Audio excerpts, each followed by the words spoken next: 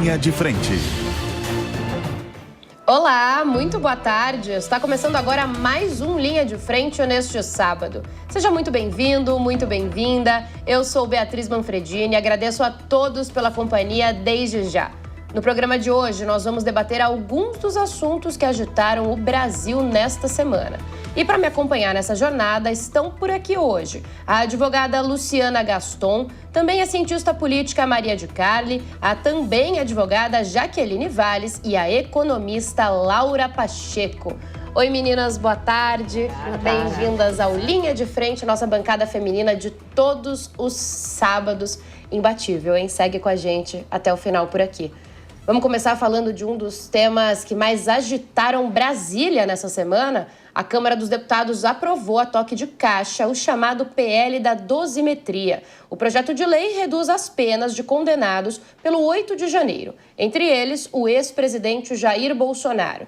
De acordo com o relator do projeto, Paulinho da Força, a pena em regime fechado de Bolsonaro deve cair para 2 anos e 4 meses. A votação foi aberta na madrugada e teve 291 votos favoráveis e 148 contrários. Agora, a proposta segue para o Senado e deve ser analisada já na próxima semana.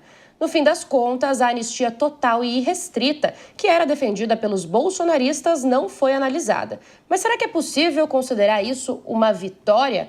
E já digo mais, será que a dosimetria não vai encontrar nenhum tipo de problema lá na frente, no Supremo Tribunal Federal? Há quem diga que não, que isso já está acordado. Mas vou discutir isso com as meninas. Jaqueline, começando com você, tudo bem? Tudo bem, boa tarde. Tema bom, né? Tema bom. Tema bom.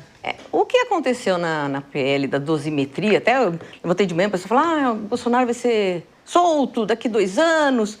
Me estranhou bastante, Bia. Me estranhou bastante, meninas. Por quê? Porque o que foi colocado nesse projeto de lei foi exatamente uma ênfase ao artigo que já está na lei, que é o concurso formal de crimes.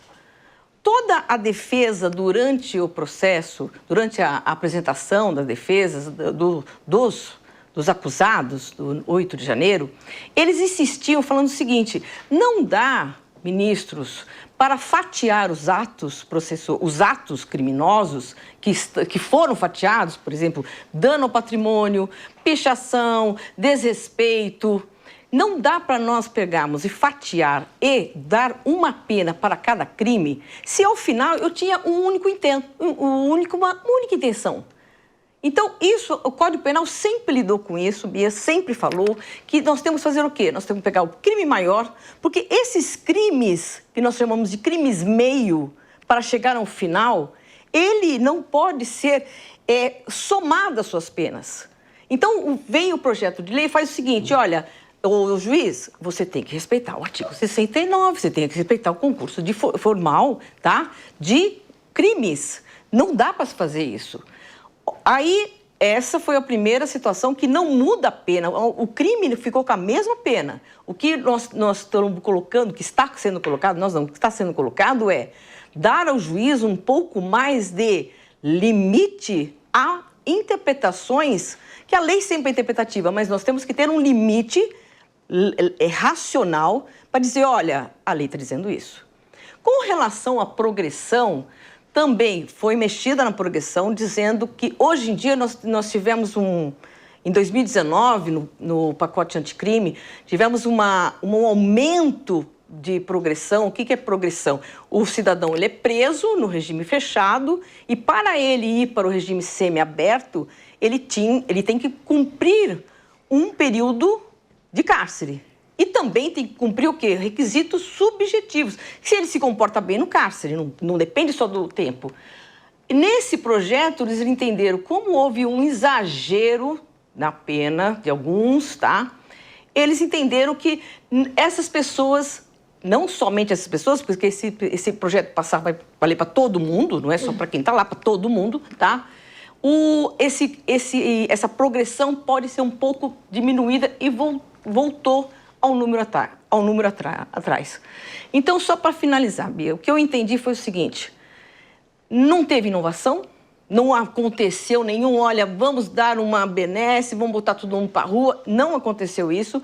O que foi que nós temos lá uma lei, um artigo que estava sendo pleiteado pelos advogados desde o início, durante a instrução criminal, durante o julgamento, que passou. E agora vem o poder legislativo, que é o poder que pode sempre mudar a lei, tá? Enfatizar, dando essa nova versão, não, mas uma versão mais contundente sobre quando há vários crimes com um único objetivo. Quero saber também o que acha a Luciana, também nossa advogada, e porque eu soube que ela e Jaqueline estavam já trocando umas ideias sobre isso nos bastidores, né? Olha, eu concordo com a Jaqueline quando ela coloca que não é uma inovação, que o artigo realmente já existia, que não estava sendo aplicado. Eu vou por uma outra linha de pensamento. Eu entendo que aqui foi bem uma questão política. Vamos acalmar os ânimos nas pré-eleições, né? O que a gente precisa entender é se isso vai passar no Senado e se isso vai ser sancionado pelo presidente Lula. E o meu temor lá falo assim, olha, não vão ser beneficiados crimes dolosos, né, doutora Jaqueline, e os crimes graves contra o patrimônio. Só que a gravidade do que vinha acontecendo, seja em relação à conduta lá de 8 de janeiro, que eu sinto como se tivesse invadido a minha casa e rasgado o quadro da minha parede. A gente tem a questão das penas que foram extremamente gravosas. Um homicida hoje, réu primário, ele recebe uma pena de 6 anos. E aí você pega a mulher do batom e foi condenada a 17 anos. Então, precisa haver uma ponderação, uma razoabilidade? Precisa. Há um limite que está sendo colocado para os magistrados? Está. Só que a gente precisa entender se não está havendo uma interferência. Nós somos 3 poderes independentes e harmônicos entre si. Eu não sei até que ponto a classe dos magistrados não vão se sentir incomodados em saber que agora existem freios e contrapesos. A gente precisa primeiro aguardar, verificar se isso vai passar e se o presidente Lula não vai vetar. Eu acho que é uma questão eleitoreira, pensando em 2026 e no cenário que a gente tem aí, já pensando no cargo para o Executivo Federal. E a Luciana tocou no nome do presidente Lula e ele já avalia, inclusive, como ele pode reagir ao PL da dosimetria. Nos bastidores, o petista cogita vetar integralmente o projeto. E parlamentares da oposição destacam: se houver veto, ele será derrubado no Congresso, abrindo uma nova crise na relação entre os poderes, que a gente já vem falando isso aqui há semanas. Assunto para Maria, né, Maria? Lula veta ou não veta? Como é que fica essa crise? E aí? É complexo. Acho que a gente está vendo esses últimos tempos uma tensão muito crescente entre os poderes. Vimos aí recentemente trocas de farpas, enfim, dentro dos próprios poderes há crises, quem dirá entre eles. Então, bem complexo. E essa decisão, como a doutora Luciana bem tocou, foi de cunho extremamente político. A gente viu que com a pré-candidatura potencial aí de Flávio Bolsonaro, que colocou na mesa a questão da anistia para ser o preço dele retirar ou não a sua candidatura, porque, de fato, o candidato ideal do bolsonarismo é o Jair Bolsonaro. E, a meu ver, no Senado tem como relator o Esperidião Amin, que é aliado aí do bolsonarismo. Então, muito se especula se dentro do PL de dosimetria vai se inserir a questão da anistia, o que vai ser mais um chabu para Lula vetar, com um argumento bem consistente com a sua base eleitoral. Mas aí, como dito, o bolsonarismo tem muito mais apoio ali no Congresso do que um lulismo da vida, visto que os nossos deputados tendem a ser mais alinhados com a direita, assim como o próprio Centrão. Toda essa articulação aí colocada na mesa foi justamente, né, fruto da conversa do Centrão com o Flávio Bolsonaro. Vamos acompanhar isso nos próximos capítulos, mas Lula está enfraquecido com o Congresso, então se ele vetar, pode ser que o desmoralize politicamente e o bolsonarismo aí ganhe força com a potencial derrubada aí do Congresso, se Lula não quiser que passe e vá adiante. Quero fazer uma rodada rápida com vocês de respostas curtinhas perguntando o seguinte: foi vitória ou foi derrota para o Bolsonaro? Laura? Vixe, e agora, gente? Acho que foi uma vitória, né? Ao meu ver, ele foi uma vitória. E tem uma expressão que a gente fala que é follow the money, que é segue o dinheiro. para entender tanto as causas de alguns grandes escândalos, como também as causas de alguma economia que está começando a crescer. Segue o dinheiro. Mas também tem um ponto muito importante para a gente seguir aqui, que é siga os movimentos no meio político.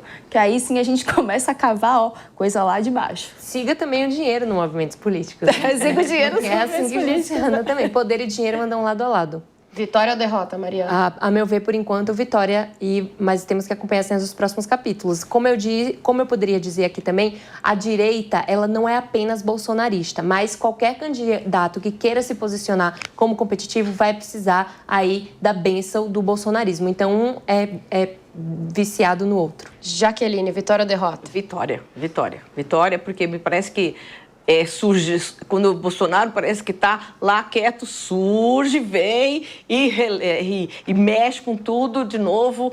Ou seja, foi uma vitória e está uma expectativa grande, como diz as meninas, né? Luciana? Foi uma vitória porque teve o aval do próprio presidente Bolsonaro, que falam os bastidores, e não podemos esquecer que o Marcelo Crivella, que é do Republicanos, e aí fica um questionamento, é o responsável por esse projeto. O que ele está querendo dizer com essa história toda? Republicanos, aprovação do presidente Bolsonaro, então vamos aguardar, mas para mim foi uma vitória. Agora, apesar das meninas serem unânimes aqui em falar vitória, teve uma notícia não tão boa assim para o ex-presidente. A Justiça Federal suspendeu os benefícios vitalícios que ele tem justamente pelo cargo que ocupou de presidente da República. Com isso, a União deverá agora cortar o fornecimento de servidores, os veículos oficiais, motoristas e também assessoras. As medidas são previstas em lei, mas vão ficar suspensas enquanto Bolsonaro permanecer preso. Até novembro, Bolsonaro gerou custos de quase R$1 milhão aos cofres públicos. Mas ele não é nem perto o mais gastão entre os presidentes. Fernando Collor, mesmo em prisão domiciliar, custou R$1.900.000, enquanto Dilma Rousseff gerou gastos de R$1.800.000 neste ano de 2025. Vou voltar a chamar a Laura para a gente falar um pouco sobre esses gastos com ex-presidentes. Que gastança, não é mesmo? E a gente fica aí discutindo taxação, querendo puxar ali brasa para sua sardinha, mas cá entre nós, gente, a gente está mantendo, sim, uma elite política que vive aí melhor do que, eu acho que um rei e uma monarquia, né? Eu acredito até que talvez a elite política brasileira seja mais cara do que se a gente tivesse uma monarquia, não que eu seja a favor de monarquia. Mas qual que é a grande questão do que eu gostaria de trazer frente a gente refletir sobre isso? É porque não são gastos pensando ali na preservação da integridade, deles como figuras políticas. É um gasto de luxo mesmo, né? É uma turma que pega avião de primeira classe, que vive uma vida ali de altíssimo padrão, muito discrepante do que é a grande maioria da população brasileira. Então, eu vejo que muitas vezes a gente discute tributação, taxação, mas quando vai olhar para onde vai o dinheiro, existe pouca fiscalização, existe pouquíssimo também preocupação de fato, fazer ali uma análise científica se aquele dinheiro foi usado para um impacto real naquela sociedade e, além disso, sustenta uma elite política. Mas isso aí, Laura... nós temos aqui o Congresso, que é o segundo mais caro do mundo, ficando apenas atrás dos Estados Unidos. Então, de praxe, as nossas instituições já custam bilhões aos cofres públicos. A gente viu recentemente a questão dos supersalários. Cerca de 20 bilhões do orçamento público vão para os supersalários do judiciário, que também é um dos mais caros do mundo. Então, institucionalmente, a gente já tem o hábito de gastar muito. Gastamos mal, porque sabemos que temos um índice de corrupção absurdo também. É só olhar em qualquer dado, site da Transparências Internacionais. Enfim, a gente não vai bem nesses rankings, então não é de se admirar que os nossos governantes fiquem mal acostumados com os gastos públicos. O dinheiro público, afinal, é infinito, né? E os maiores gastos são destinados a passagens aéreas, minha gente. Essa é a informação por aqui. Bom, bem dentro dessa votação do PL da dosimetria, a gente falou aqui em vitória para o ex-presidente, mas não foi tudo tão simples e tudo tão rápido assim. Pelo contrário, né? PL de anistia e dosimetria vem ganhando fôlego e perdendo há meses. E nessa semana mesmo, a votação foi adiada por conta de um protesto do deputado Glauber Braga. Ele ocupou a cadeira da presidência da Câmara. A sessão, então, foi paralisada e o plenário foi esvaziado. Depois, policiais legislativos retiraram ele de lá à força. E ele acusou os policiais de agressão, realizando até um exame de corpo de delito. Hugo Motta foi criticado pela forma como conduziu essa crise, semelhante à de meses atrás, quando deputados de direita fizeram o mesmo protesto, tomando toda a mesa diretora. Depois disso, a Câmara colocou em votação o processo que poderia cassar o mandato de Glauber. No fim das contas, foi aprovado o afastamento do parlamentar por 6 meses. Luciana, me diga, era para cassação, não era? 6 meses de suspensão, como foi decidido, faz sentido? Olha, eu vou pensar, falar não como advogada, mas como cidadã. É vergonhoso o circo que virou aquilo lá. Então, assim, o Nicolas fez um meme que arrebentou aí nas mídias sociais, que era a comemoração de Natal. Nós estamos num país com inúmeros problemas acontecendo e a gente vê, de novo, essa politização. Esquerda de um lado, direita do outro, PSOL batendo no Republicanos, batendo no PL, greve de fome que é feito para chamar atenção. Eu acho que focar mesmo no que a gente precisa, que esse pessoal trabalhando em prol da coletividade, em prol da população, a gente não vê. Então, a meu ver, o que está acontecendo ali deveria ser caso de, sim, ser expulso de lá, ser retirado de lá, ficar inelegível por 8 anos. Por isso nós temos uma legislação muito específica, teria que perder o mandato. Mas aí eu li aí nos veículos de comunicação, não, porque poderia ter conversado antes disso tudo acontecer. De novo, a gente cai naquele jogo político do lobby que prejudica a população, o eleitor. O Brasil precisa crescer e a gente precisa de pessoas trabalhando, não de pessoas com holofotes. Então, fez boletim de ocorrência, só que do mesmo modo eu entendo que as pessoas profissionais da imprensa que foram agredidos também teriam direito de vir a público e se defender também, porque sofreram uma agressão. Então, tudo agora acaba em pizza, porque isso para mim acabou em pizza. Então, você fica ali 6 meses, depois você volta, tá tudo certo, você ainda vai poder explorar ali o final do seu mandato e concorrer a uma reeleição. Mas não é só, ele deixou a esposa dele que está lá dentro, né, ativa, trabalhando, e que vai explorar isso muito bem em torno do quê? Buscar a reeleição dele e dela. Então, a meu ver, errou e errou feio.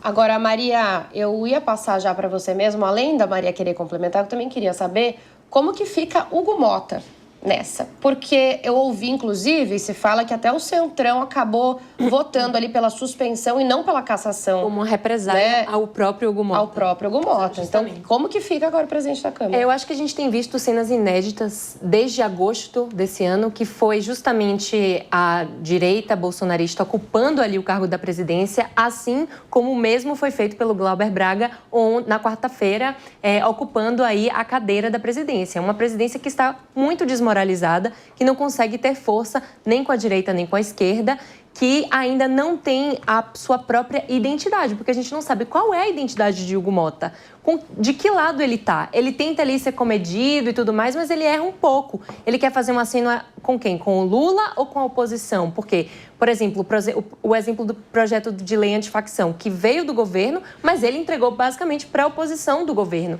Então, assim, o que ele quer fazer com isso? E algumas medidas, pelo fato dele ser uma liderança fraca, são consideradas radicais demais. Líderes fracos tendem a ter posições fracas demais.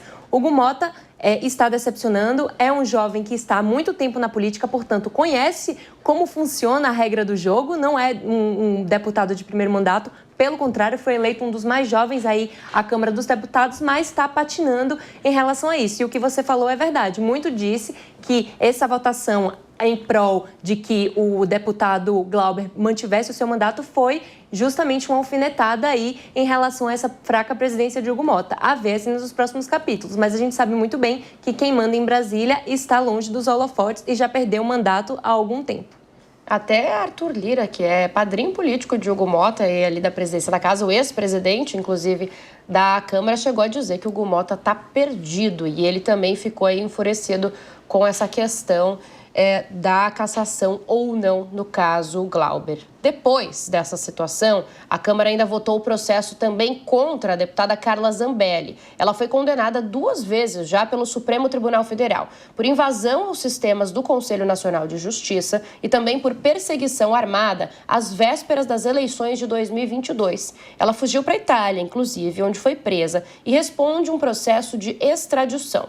O Supremo decretou a perda do mandato. Mesmo assim, os deputados decidiram salvar, então, e manter ela como deputada, mantê-la no cargo. Por outro lado, como não está comparecendo às sessões, ela deve ter o mandato cassado por faltas. Jaqueline, faz sentido, então? Ela não teve 2 condenações pelo STF, não foi cassada. É cassada por falta. Já deveria ter sido cassada antes? Já deveria ter sido cassada antes. É muito difícil, né, quando você pega uma casa parlamentar e não entende o que eles... Qual o sistema. Tudo bem, entende, é político, tudo bem. Mas nós temos que dar uma resposta para a população que vota neles. Como é que eu tenho uma pessoa, tá, que cometeu crime? Não cometeu, não. Juridicamente, ela teve a possibilidade de se defender, juridicamente ela foi sentenciada, foi transitar julgado e está com mandado de prisão. Aí vem os seus pares e falam o seguinte, não, tá tudo certo, tá? O que o poder lá faz não interessa aqui. Se nós somos amiguinhos dela, nós vamos o quê? Nós vamos perdoar e acabou. Daqui não sai todo mundo junto, todo mundo agarradinho. Não é assim. Existe o quê? Existe leis para serem cumpridas. E o nosso Congresso tem que ser exemplar. Quando nós chegamos em sala de aula e falamos do Congresso, às vezes nos questionam, falando assim, mas como é que é? Mas um lá condena e outro fala que não é condenado. Como é que a gente vai respeitar? Eu não sei. Essa bagunça, a Luciana foi muito bem, falou assim, tem coisas muito mais importantes para serem votadas. O Brasil está uma coisa bem difícil de entender o Brasil. Nós temos problemas muito mais graves para ficar pensando nesse coleguismo de Zambelli, nesse coleguismo de Glauber, nesse coleguismo, essa situação individualista de cada partido ou de cada membro de partido, esquecendo que aquele povo que votou está completamente desamparado das suas ideias, está completamente desamparado da sua necessidade real. Enquanto isso, nós temos brigas, nós temos ofensas, nós temos lesões corporais, nós temos pessoas sendo absolvidas por um setor no qual o outro já condenou. Eu não consigo ter noção como isso pode ser respeitado, Bia. Eu queria saber, inclusive, tanto da Luciana quanto da Jaqueline ainda, como que fica o Supremo Tribunal nisso? Pode se pronunciar? Pode fazer alguma coisa? Oi, já tinha decidido? Bia, eu entendo que o principal nós temos uma hierarquia de normas. A Constituição Federal ela está no topo. Regra lá, teoria de Hans Kelsen, topo da pirâmide. O artigo 55, ele determina, ele é claro ao falar 1/3 de faltas, perde o mandato. Então, não faz o menor sentido ficar protegendo alguém que descumpriu. Então, se houve lá a questão do Supremo, o Supremo condenou, eu entendo que o Supremo tem sim que se manifestar, mas eu entendo que nesse caso específico agora é uma regra específica constitucional. 1/3 de faltas ofendeu o artigo 55 da Constituição Federal, que é a lei máxima do país, aplique-se a lei. A lei vale para todos. Não é porque eu sou de direita que eu vou querer que aplique algo que seja justo para uma pessoa de esquerda e vice-versa. Aqui não é opinião partidária, aqui é a aplicação da lei. A lei existe, a lei é clara e é a nossa lei maior. Então, até por uma questão de moralidade da própria instituição, precisa sim ser aplicado e eu entendo que tem que ser aplicada a cassação em virtude da disposição constitucional. Lógico, não, a Luciana está completamente correta. Essa proteção ilegal, essa proteção supralegal, não tem amparo constitucional, não tem amparo de nenhuma lei, muito pelo contrário. Você não está indo na sessão e você ainda continua tendo cargo? Qual explicação nós temos nisso? Qual situação lógica, legal nós temos nisso? Não tem como, não tem. Está completamente correto.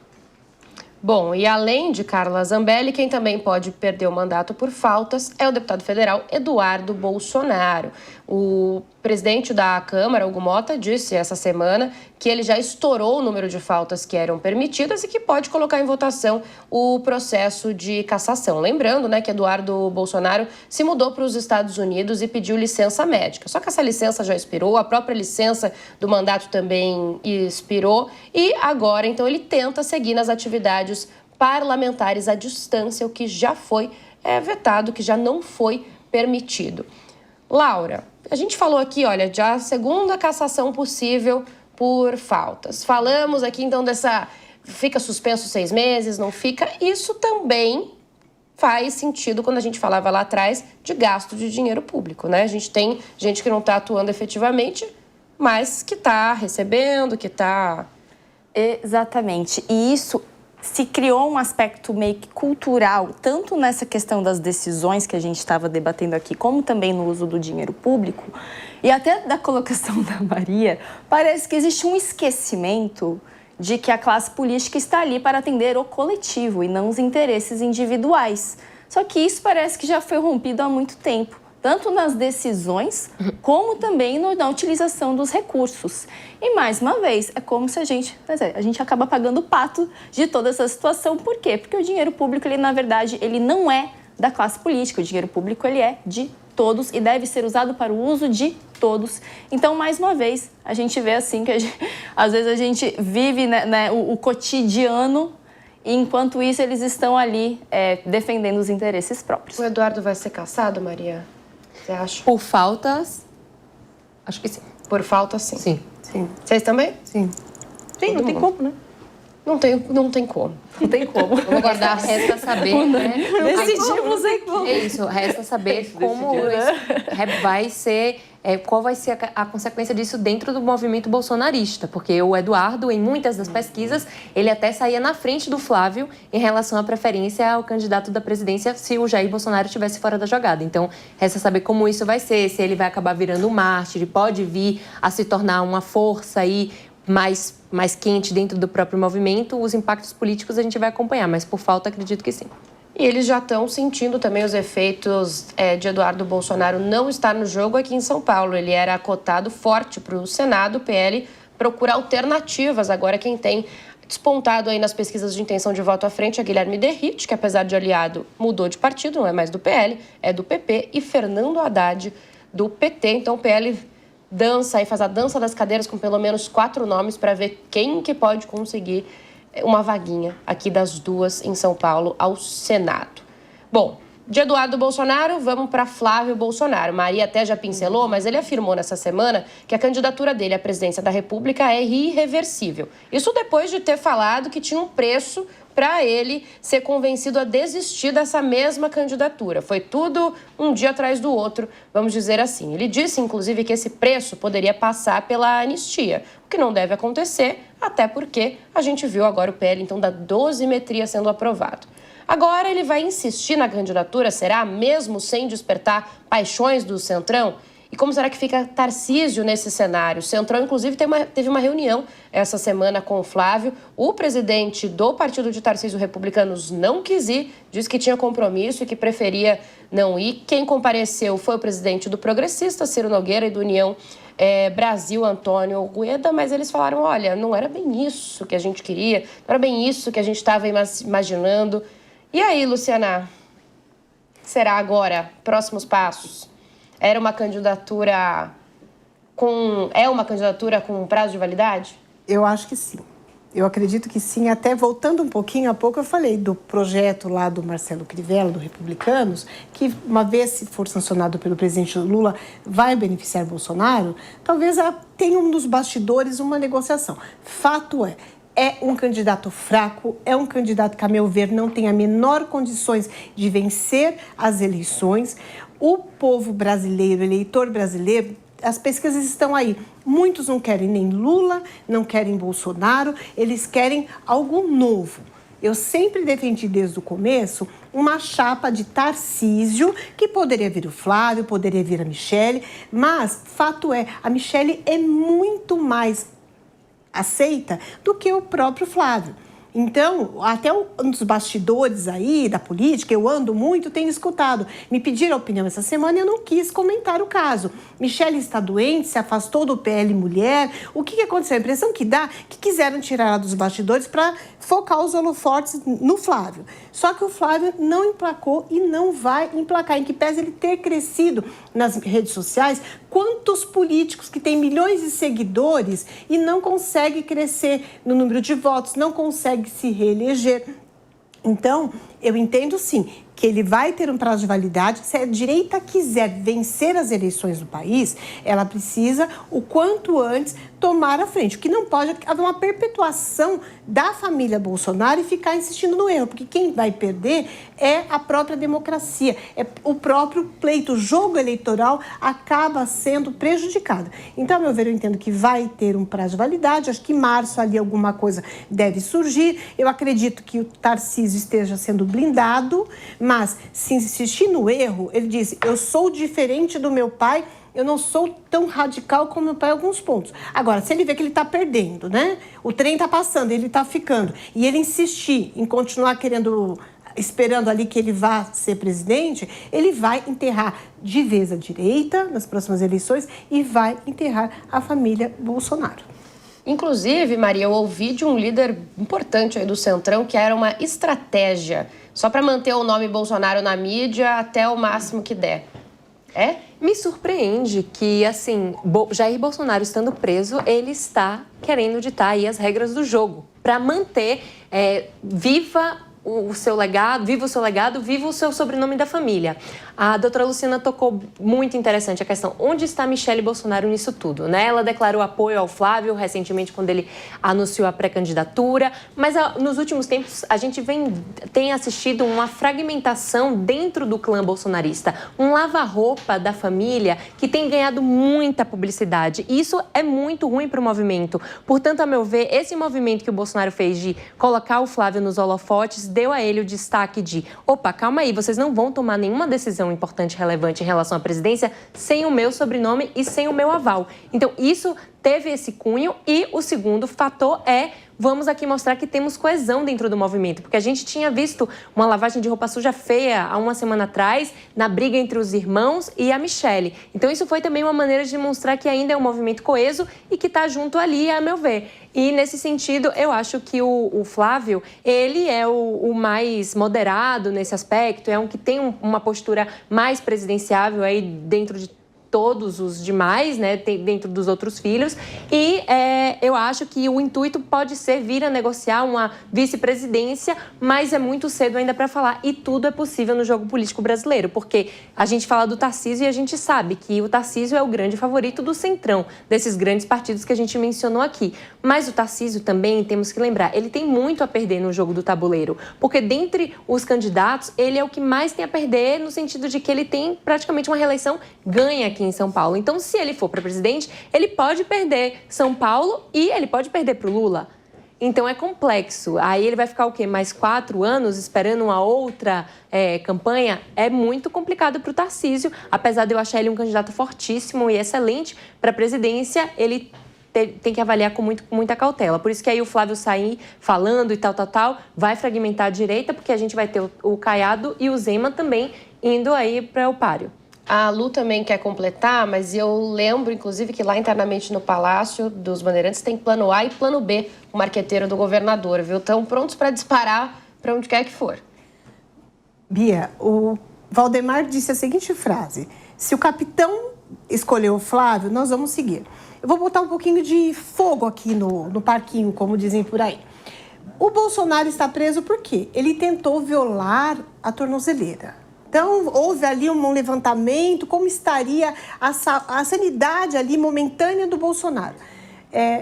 Essa semana teve a visita lá da família e teve um dia que não apareceu ninguém da família Bolsonaro. Será que Bolsonaro mesmo falou que o Flávio era escolhido? Será que realmente essa é a vontade do Bolsonaro?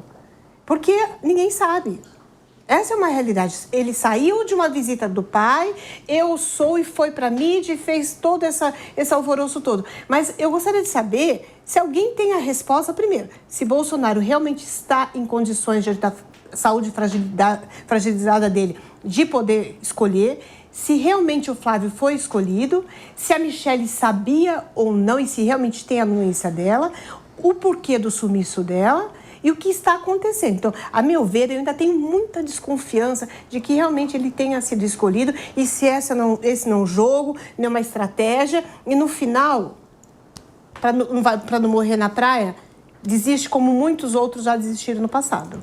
Lembrando que o que se fala nos bastidores é que foi todo mundo mesmo pego de surpresa, tirando o Tarcísio, que realmente recebeu uma ligação de Flávio alguns dias antes. Mas, inclusive, Valdemar Costa Neto não sabia, pelo menos, que o anúncio seria feito naquele momento. E a gente ouviu diversas falas de pessoas dizendo que não era o momento mesmo de fazer esse tipo de anúncio. Bolsonaro ficou mais incomunicável depois ali do episódio da tornozeleira. Ele estava em prisão domiciliar, passou para regime fechado e acabou que ali, durante esse regime fechado, o processo dele por atos golpistas, que ele foi condenado, acabou no Supremo Tribunal Federal, acabaram os recursos, ele começou automaticamente a cumprir pena nesse mesmo sentido no regime fechado. Então, as visitas estão bem mais restritas nesse momento. Antes da gente falar mais do Tarcísio, eu só queria ouvir da Laura um pouco. Esse timing, né, desse anúncio mexeu muito com a Bolsa, né, Laura? A Bolsa despencou. Depois, quando ele falou que poderia reverter esse cenário e desistir da candidatura, subiu. Depois caiu de novo. Também gerou uma confusão e um susto no mercado, né? Com certeza, até porque isso mostra como o mercado financeiro no Brasil não é para amadores. Eu acho muito interessante quando chega alguém, um cidadão, e vem querer trazer um livro lá do Warren Buffett para querer aplicar aqui no Brasil. E, meu querido, vamos lá, estamos em cenários econômicos e conjuntura política completamente diferente. O risco político, o cenário político, as instabilidades políticas, elas refletem diretamente no mercado financeiro, que também reflete diretamente na vida do cidadão brasileiro. Algumas pessoas não conseguem fazer essa comparação, né? Bom, mas a Bolsa de Valores não tem nada a ver com a minha vida, porque eu nem tenho ações, eu nem tenho dinheiro para investir, eu sou, assim, só um pobre cidadão brasileiro. Mas acontece que o cenário do mercado financeiro como um todo, ele reflete também numa coisa chamada curva de juros. O que é isso? Curva de juros, juros é o preço do dinheiro. Então, quanto custa o dinheiro que eu pago para poder ir lá financiar minha casa, para poder financiar um negócio, e também o que vai impactar ali na oferta de emprego, vai impactar também ali nos preços como um todo ali dos preços, né, mesmo do supermercado, das prateleiras do supermercado. E essas instabilidades, elas refletem sim também nesses indicadores econômicos, que é o preço do dinheiro, que reflete lá na ponta, lá no cidadão que pega metrô, ônibus e ainda anda 40 minutos para chegar no trabalho, e aí ele acha que essas movimentações políticas, essa instabilidade política não chega nele, mas chega sim, chega ali, ó, na prateleira do supermercado, do arroz e feijão que ele compra lá para levar para a família dele. Bom, falando de novo no Tarcísio, então, como já era esperado, justamente por conta desse cenário aí, a depender do que vai fazer Flávio Bolsonaro, caso o governador não dispute a presidência, ele deve ter aí uma situação mais tranquila, como a gente comentava, rumo à reeleição aqui em São Paulo. Tarcísio lidera com folga, segundo o Instituto Paraná Pesquisas dessa semana. Por exemplo, contra Márcio França, o governador venceria no primeiro turno. Contra Haddad e Alckmin, a decisão até iria para a segunda votação, mas terminaria com a reeleição de Tarcísio. Jaqueline, uma escolha mais fácil aqui para o São Paulo, para ele mesmo, né? Sim, sem dúvida nenhuma. O Tarcísio, ele veio numa crescente de trazer para o povo de São Paulo Ele apareceu como um líder para desenvolver São Paulo e para mostrar São Paulo para o resto do Brasil, como sempre mostrou, mas com uma cara bem mais racional, bem mais clara do que os outros muito populistas. Então, São Paulo está sendo visto como um estado seguro. A Bane pode conversar comigo com relação à economia, mas é uma máquina muito segura, e Tarcísio sempre foi muito pontual nisso, né?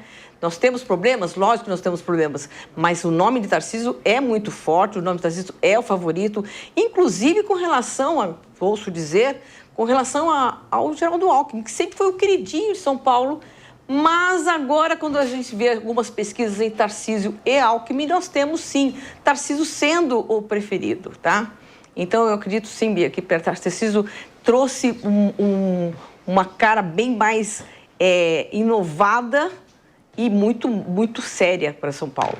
Inclusive, a gente tem um cenário de pesquisa para mostrar para vocês entre Tarcísio e Fernando Haddad, que é a preferência, né, do Partido dos Trabalhadores. Apesar de Geraldo Alckmin ser um nome importante, Fernando Haddad é do PT. E para colocar Geraldo Alckmin, o Partido dos Trabalhadores teria que abrir mão, mais uma vez, de lançar um candidato próprio, que gera ali uma dificuldade. Olha esse cenário, então, 48,4% de intenções de voto para Tarcísio de Freitas em um primeiro turno, contra 25,5% para Fernando Haddad. É a pesquisa que a gente falava agora há pouco, Paraná Pesquisas. Nesse cenário, também pesquisaram a possibilidade de Érica Hilton, do PSOL, estar na disputa. Ela aparece com 9,7% das intenções de voto. Paulo Serra, do PSD, 4,8%. Felipe Dávila, do Novo, 1,3%. Os que disseram, nesse cenário de primeiro turno, que não votariam em ninguém, ou votariam em branco ou anulariam, são 6,5%. Já os que não sabem ou não responderam, 3,7%. Lembrando que esse é o cenário com Fernando Haddad do PT, que é a preferência do Partido dos Trabalhadores. Porque, de novo, é complicado para um partido grande não colocar, então, o nome numa disputa como o do estado de São Paulo, também um dos principais estados aí que definem, inclusive, a eleição nacional no país, e abrir mão por Geraldo Alckmin. A Laura tinha pedido a palavra também. Diga, Laura. Bem rapidinho, só trazendo aqui uma contribuição. Achei bem legal a posição que a Jaqueline trouxe, porque um ponto também, além deste que tu trouxeste em relação ao Tarcísio, que me chama a atenção, é que ele consegue dialogar muito com a galera do agro. Então, ele conseguiu atrair ali, conseguiu cativar esse público que anteriormente estava bem inclinado ao bolsonarismo, aquela questão de levantar a arma para cima, de não vão invadir as minhas terras. Então, eu vejo que ele conseguiu ali conquistar esse público. Talvez, ao se projetar como uma figura de representante a nível nacional, talvez ele não seja o candidato que conquista o povo de forma carismática, mas dentro de São Paulo, eu vejo que sim, não apenas até na cidade de São Paulo, como a Jaqueline trouxe, mas também eu vejo que o pessoal do interior, essa galera que representa o agro, que anteriormente flertava muito mais com o bolsonarismo, eu vejo eles bem alinhados ali com a figura do Tarcísio nas suas decisões de voto. Eu ia falar com você mesmo, Maria. Eu ia perguntar se você acha que Alckmin vem ou para bater com Tarcísio mesmo, já que é o único que poderia bater, ou vem se Tarcísio nem disputar e, aí Alckmin ganha de qualquer jeito. Será que eles têm essa impressão ou o PT não abriria a mão de novo? O que eu ouço nos bastidores da política e do público, no geral, paulista, eles têm a sensação que o Alckmin os traiu. Porque o pessoal no interior aqui do estado tem uma posição mais conservadora, tendendo mais à direita, como a gente mencionou por diversos fatores aqui, a questão do agro, tudo isso. E para essa parte da população ver que o Alckmin se aliou a Lula é uma tremenda traição. Então, ele teria que enfrentar uma forte rejeição aí dentro de um eleitorado que era seu, na época que ele era do PSDB e tudo mais, que representava mais a pauta da direita. Mas eu queria destacar aqui uma coisa que eu fiquei refletindo enquanto você mostrava os números, como a esquerda está carente de novas lideranças. Lula centralizou tanto o poder em si mesmo que a gente não tem nomes para vir aí disputar um potencial cargo competitivo a que não seja o Fernando Haddad, que já disputou N eleições, tanto para o Estado quanto para a presidência, e perdeu a reeleição para prefeito aqui na capital. Então, é complexo, assim, eu gosto da renovação de poder, da renovação de lideranças, tanto para a esquerda quanto para a direita, e eu acho um erro crucial, assim, da esquerda não ter novas lideranças. As novas lideranças só estarão aí presentes nas próximas eleições daqui a 4 anos, e olhe lá, encabeçado aí com João Campos, dentre outros. E um destaque que eu já disse aqui no último programa, recebi palavras muito carinhosas, para não dizer o contrário, pelos internautas, de que o Tarcísio, sim, precisa furar a bolha regional.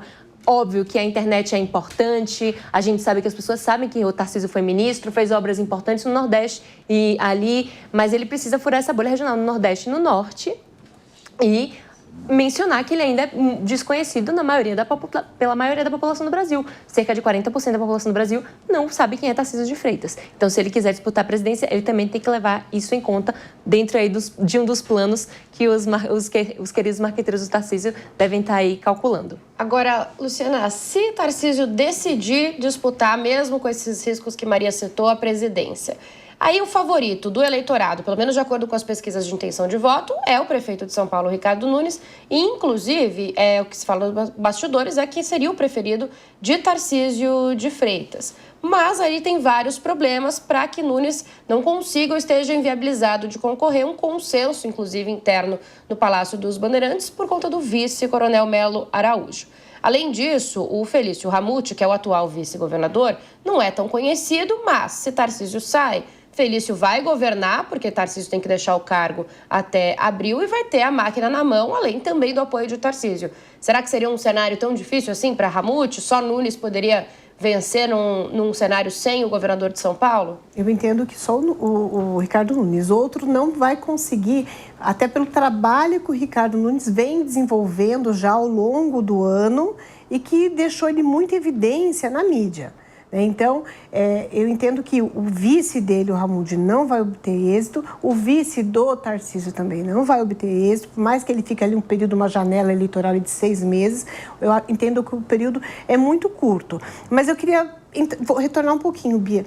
Muito está sendo falado sobre a questão do Tarcísio furar a bolha, caso ele venha para presidente. A gente não pode esquecer que quando o Flávio ele se lançou como pré-candidato da direita e do ex-presidente Jair Bolsonaro, a família CM lá na Bahia ficou bastante incomodada, porque eles apoiariam o Tarcísio e eles estão nas pesquisas locais, a Maria me corrija que ela é de lá, vencendo para o governo do estado. Então, eu entendo que a gente precisa tomar um pouquinho de cuidado, porque às vezes a gente fala assim, o Tarcísio precisa furar a bolha. Precisa, não é histórico de presidente que foi eleito saindo de São Paulo.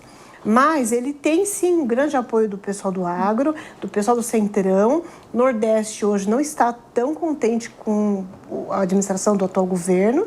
E se fizer uma casadinha boa entre o candidato do governo do estado de São Paulo e mais lá de cima, a gente vai conseguir, sim, ter uma mudança nesse cenário. Bom, vamos mudar um pouco de assunto, sair do cenário eleitoral, mas nem tanto assim, porque a gente vai falar de um projeto que pode, inclusive, ajudar em 2026 e ser favorável, inclusive, ao governo federal, ao presidente Lula. A PEC que acaba com a escala 6x1 avançou no Senado e surpreendeu até mesmo o governo. A proposta foi aprovada na CCJ e precisa passar ainda pelo plenário da Casa. Se for aprovada, vai seguir para a Câmara. Nem o autor do texto, o senador Paulo Paim, esperava essa aprovação por agora. O texto prevê uma redução gradual da jornada de trabalho para 36 horas, distribuídas em, no máximo, 5 dias por semana. E fixa o direito a pelo menos 2 dias por semana de descanso, preferencialmente aos sábados e domingos. A proposta agrada os trabalhadores, mas gera terror entre empresários. E aí a gente vai discutir como será que dá para equilibrar esses interesses. Primeiro, Jaqueline, juridicamente faz sentido e ainda faz um agrado à população, né? Sim, exatamente. Juridicamente faz sentido. E a população, ela recebe muito bem isso enquanto trabalhador, como você mesmo falou, Bia. Agora, enquanto empresários, nós temos uma situação histórica de escassez de mão de obra. Nós estamos cansados de ver empresários irem para a mídia, falarem, darem palestras, falando, não há mão de obra, seja qualificada, seja não muito qualificada. Existem vagas, mas elas são preenchidas durante muito pouco tempo e elas têm uma rotatividade muito grande. Então, o empresarial, ele fica assim, desesperado. Como é que nós vamos fazer? Porque nós vamos ter que colocar mais um turno de pessoas que não estão nem qualificadas e nem, às vezes, dispostas a terem um emprego fixo. O pejotismo, o urbanismo, o Uber, vamos falar assim, ele trouxe uma nova versão daquela pessoa. Hoje em dia, a gente está conversando, não tem aquelas pessoas que têm um taxista de 30 anos. Não, tem uma pessoa que mexe com construção civil, ela não anda mais na construção civil, ela não quer mais ficar, ela quer ficar num outro, ela quer fazer o próprio horário dela. Então, o empresarial vai ter muita dificuldade, como está tendo, de colocar nesse local que vai ter uma ausência de funcionário outra pessoa. Mas é lei, nós vamos ter que respeitar. Laura, mas apesar de alguns empresários e alguns setores reclamarem, há também uma tendência mundial, né? É uma tendência mundial, mas também é uma tendência de começarem mais e mais cambalachos nas contratações de trabalho, né? Porque o que o empresário normalmente faz? Ele vai pensar, beleza, como que a gente vai conseguir contornar essa situação sem eu sentir uma dor muito grande no meu bolso? Então, começa ali, né, a ver como que a gente consegue fazer contratos PJs, contratos menores, contratos... Enfim, e acaba sendo ali o famoso, né... O famoso vai dando um jeitinho ali aqui para poder conseguir contornar essa situação. Então, eu vejo que na prática, o que vai acontecer é que vai se encontrar um jeito de conseguir manter ali o mesmo custo daqueles funcionários sem ter que cumprir essa lei e tendo esse gasto como empresário. Então, os empresários, aqueles que pensam que têm estratégias de planejamento, eles nesse momento já estão ali puxando ali o seu fluxo de caixa, puxando ali seu financeiro, já estão quebrando cabeça para contornar essa situação, dando um bom jeitinho nas diversas formas de contratação que podem existir por aí. Bom, vamos avançar? Que a gente está quase encerrando a linha de frente, mas eu ainda quero falar de outros assuntos com vocês. O Senado aprovou uma nova redação para o projeto de lei antifacção. O texto do senador Alessandro Vieira propõe atualizar a lei de organizações criminosas. Ele indicou critérios para diferenciar a organização criminosa da milícia e da facção, com diferentes penas, inclusive. O novo texto também prevê sentenças de até 120 anos de prisão para líderes desses grupos e cria um imposto sobre empresas de apostas para financiar o combate ao crime organizado. Agora, o texto voltará para a Câmara, onde será novamente analisado. Luciana, agora na Câmara, será que a gente vai ter várias idas e vindas de novo? O texto agora está mais maduro? Passa desse jeito que está, era o que queriam mesmo? Eu acredito que, se atender os interesses políticos da maioria, passa. Mas, de novo, não resolve o problema. A bolha, para furar essa bolha e tentar resolver esse problema que a gente tem, que é um problema social muito grave, não vai sair. Vai ser mais uma lei, mais um papel, mais uma promessa de campanha cumprida. Eu entendo que pode passar, mas eficácia mesmo não vamos ter, Bia. Jaqueline. A Luciana falou muito bem. Não resolve o problema. Dar ao direito penal, que é a última situação, tá? Para lidar com segurança pública, como se fosse... Olha, agora colocando 120 anos, nós vamos ter uma paz. Os líderes das facções, os líderes dos partidos criminais hoje, estão presos. E as facções estão sendo extremamente vivas aqui fora. Então, você falar para a população, olha, agora 120 anos, e o cara vai ficar lá, nunca mais vai sair. Tá, mas volto a dizer, desculpa essa repetição, quem manda na facção já está preso há muito tempo, já não tem possibilidade de sair e a facção está correndo solto. Então, dar à população essa nova nomenclatura, não é mais o crime organizado, agora é um crime antifacção, o líder vai ganhar mais. Isso tudo dá uma sensação de segurança muito, muito, muito enganosa, é um engodo para trazer isso, porque quando você chega somente no direito penal, eu vou condenar, o que você fez antes de condenar? O que você preparou aquela pessoa para que ela não caia no crime? Eu sei que é muito difícil falar, não, mas ninguém aqui quer passar a mão na cabeça de criminoso, mas também dar a ele uma pena enorme. Eu vou o quê? O que a facção faz? Ela substitui. Enquanto um está preso 30 anos, a facção está substituindo essas pessoas. Essas pessoas são substituídas, elas são números. Então, pouco vai ter em termos de segurança jurídica criminal, segurança criminal. Nós vamos voltar a andar na rua, aquele moleque vai voltar a pegar nosso celular, independente de qualquer anos que ele fique lá preso ou não, porque outro estará no lugar dele. Olha, eu quero puxar um último assunto nesses 5 minutinhos finais de linha de frente, porque a gente já vem falando isso semana a semana, inclusive parece notícia velha, mas na verdade é só um retrato triste da sociedade brasileira, um cenário que inclusive só vem piorando e que a gente vem falando cada vez mais, de cada vez mais casos. O avanço do feminicídio, o assassinato de mulheres em situações de violência doméstica ou por aversão ao gênero, é essa a pauta de agora. São Paulo bateu recorde de registros nesse ano e teve até manifestações. Olha só alguns exemplos de notícias dessa semana, inclusive. Abre aspas. Homem mata ex-companheira a facadas na frente dos filhos e é preso em flagrante por feminicídio. Fecha aspas, isso no Grande Recife. Depois outra, abro aspas de novo. PM e namorada são encontrados mortos e polícia investiga possível feminicídio seguido de suicídio. Fecha aspas, essa da Bahia. Mais uma, empresário que agrediu esposa antes dela cair do 10º andar é preso em São Paulo. Termino de novo, fora aquela história que a gente já comentou no Linha de Frente anterior, da mulher que foi arrastada, teve as pernas amputadas, enfim. São diversos casos como esses que vão se repetindo. Volto a chamar primeiro as nossas advogadas. Meninas, eu tenho pouco tempo, só um minutinho para cada uma. O que falta, Lu? É legislação ou não é mais isso? A lei existe. O que falta é voltar lá na escola, lá nos lares, recuperar a família, recuperar a sociedade e conscientização. Nós tínhamos em 2015, tivemos 6 feminicídios. 2025, 53 casos. Lei não adianta, não vai resolver o problema. O nosso problema está no nascedouro, é uma questão de política social que precisa ser urgentemente revista. Jaqueline. A Luciana está completamente certa, porque o feminicídio é um crime diferenciado. É diferente de um crime contra o patrimônio, não dá para segurança cuidar dentro da casa da pessoa. Então, aquela casa tem que ser educada desde o começo. Aquela criança que vê a agressão na escola e reporta, ela tem que se ensinar que aquilo lá não é certo. Então, o feminicídio é um crime extremamente grave, mas, infelizmente, extremamente difícil de prever como combater. Então, a educação, a política pública é evidente, mas em termos de ensinamento, tá?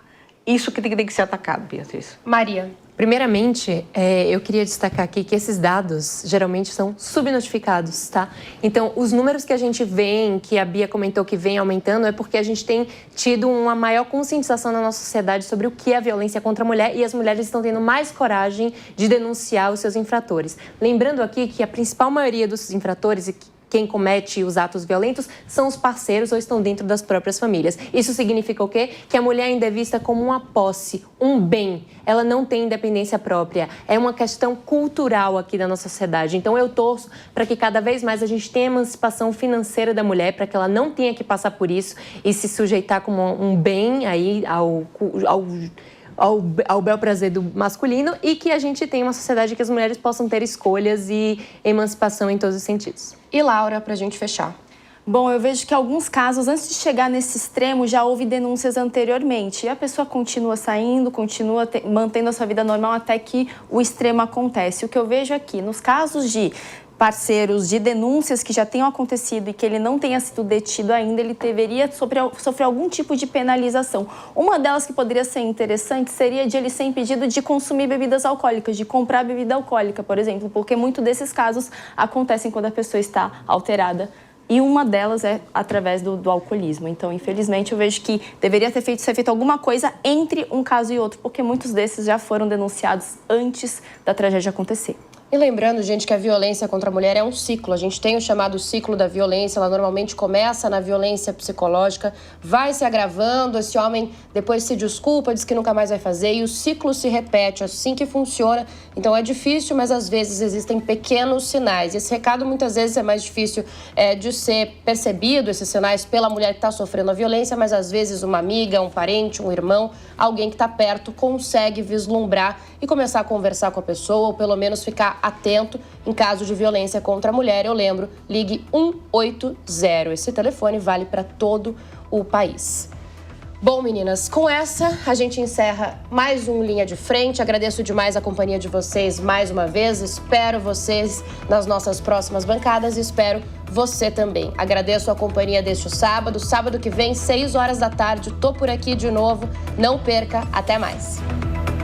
A opinião dos nossos comentaristas não reflete necessariamente a opinião do Grupo Jovem Pan de Comunicação. Realização Jovem Pan.